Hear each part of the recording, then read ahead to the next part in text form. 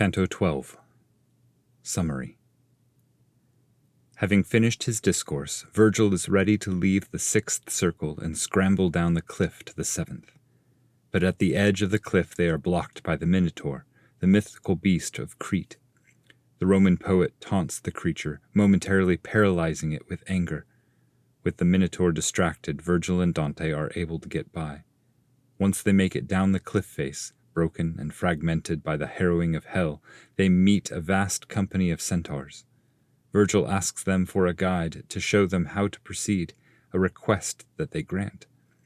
At the chief centaur Chiron's command, Nessus leads them along a circular trench filled with boiling blood, which is the place reserved for those who were violent against their neighbor. However, as Virgil noted in the previous canto, violence can be directed against either the person or that which belongs to the person, a distinction that continues in the next two wheels. Thus, submerged within the boiling stream are both tyrants, those violent against the person, and robbers, those violent against that person's goods. The varying degrees of their sins' effects determine how deep the souls are plunged beneath the blood, from fully covered to blood lapping the feet. If the souls try to raise themselves higher than they ought, the centaurs are ready with bows and arrows to shoot them back down. Nessus points out several souls and alludes to their crimes. Alexander the Great, Dionysius of Syracuse, Azzolino de Romano, Abizzo d'Este, Guy de Montfort, quote, a shade set apart, end quote, Attila the Hun, Pyrrhus, Sextus Pompey, Rinier de Corneto, and Rinier Pazzo, two famous Florentine highwaymen. When they come to the part of the stream that is most shallow, they cross over, and the centaur returns to his troop. Canto 12. Tyrants and Robbers.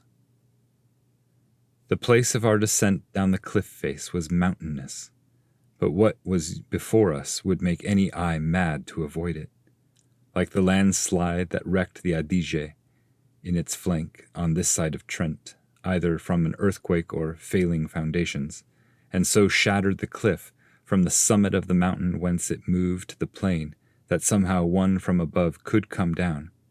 Such was the broken face of that abyss.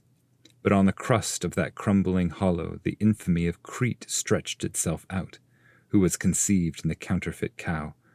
When he saw us he clutched himself in rage, as when anger breaks a man from within. My sage shouted to him, "Perhaps you think the Duke of Athens has come once again, who in the world above put you to death. Beast, be gone, for this one does not come here having been trained by your sister.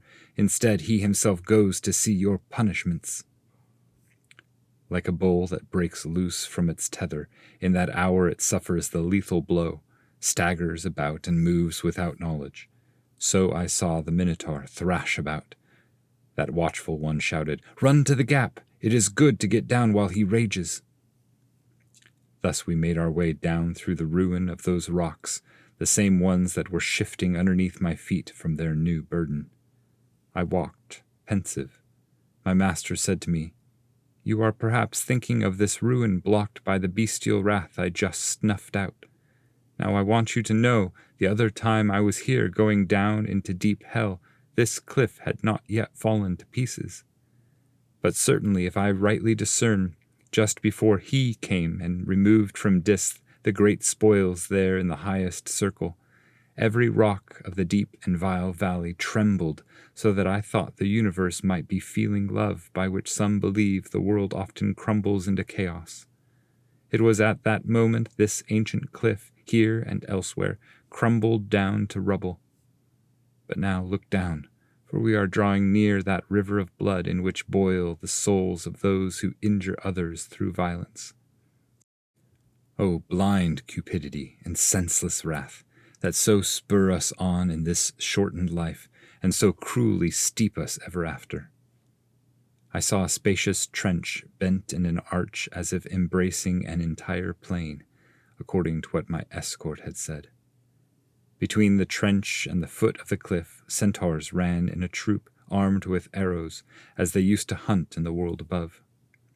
Seeing us come down the cliff, each one rested, and 3 from their ranks took themselves forward, with bows and shafts previously chosen. One shouted from afar, "To what torment come you, that you descend the broken bank? Speak where you stand, if not, I draw the bow." My master said, "Our answer we will make to Chiron there beside you. To your hurt your will has always been over hasty." He nudged me and said, "That one is Nessus, who for the beautiful Deianira died, but made for himself his own revenge. The one in between, gazing on his breast, is the grand Chiron who taught Achilles. Last is Pholus, who was so full of rage. Around the trench they go, by the thousands, shooting shafts at the soul that from the blood uproots himself more than his blame accords. It was there we drew near to those lean beasts. Chiron took an arrow, and with the notch he drew back his beard to behind his jaw. With his great mouth exposed, he turned aside to his companions and said, 'Have you seen? He who stands behind moves what he touches. The feet of the dead do not so disturb.' My good leader, already at that breast where the two natures, man and horse, were joined, answered, 'Truly he lives, and thus alone I must reveal to him all this dark veil. Necessity urges us, not delight. One left off singing her hallelujahs to urge on me this uncommon duty. He is no thief, nor I a thievish soul. But now, by that virtue by which I move my feet along such a savage pathway, grant us a guide, with us in company, that he might show the place where one might ford, and that he might place this one on his back, not being a spirit passing through the air.' Chiron turned upon his right breast and said to Nessus, 'Turn and so guide them, and if any troop blocks you, make them stand aside.' Now with our trusted escort we moved on beside the bank of boiling vermilion, where those boiling souls made their high-pitched shrieks. I saw people immersed to their eyebrows. 'These are the tyrants,' the grand centaur said, 'that thieve to themselves both blood and plunder. Here they weep over their cruel injuries. There is Alexander, Dionysus the savage, that gave Sicily such pain. The forehead over there with such black hair is Azzolino. The other blonde one is Obizzo d'Este, who, indeed, was killed by his stepson up in the world.' Then I turned toward the poet, and he said, 'Let him be to you first, and I second.' A short way after, the centaur stood still over a people that seemed to rise out of that boiling runnel up to the throat. He pointed to a shade set apart, saying, 'That one there split within the womb of God, the heart that still drips blood over the Thames.'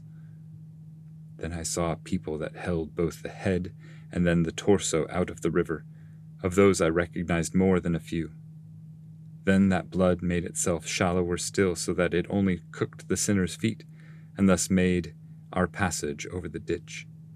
Indeed, as you see on this side of it, the stream of boiling blood always grows less,' said the centaur. 'I want you to believe that on this other side it pushes down the bottom lower and lower until it comes to where tyranny must suffer. There divine justice pierces Attila, that scourge of the earth, Pyrrhus and Sextus, and throughout eternity milks the tears unlocked by the boiling of those two Riniers, da Cornetto and Pazzo both, two who made such war upon the highways.' Then he turned, crossing back over the ford.